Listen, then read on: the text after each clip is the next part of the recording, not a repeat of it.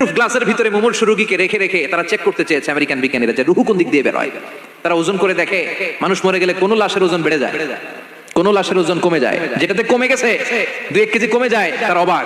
কিরা আগে ছিল 80 কেজি, এখন হচ্ছে 78 কেজি, তার মানে 2 কেজি না, এটাই রুহু। এটাই কি? এটা হচ্ছে গবেষণার ধাপ।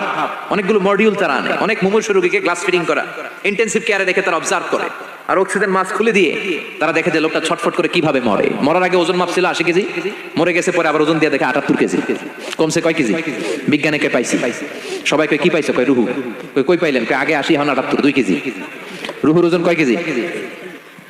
তো বিজ্ঞানীদের সিস্টেম হচ্ছে যে কোনো একটা বিষয়ের উপর গবেষণা চালালে তারা পূর্ণাঙ্গ ডিসিশনে পৌঁছতে পারে না।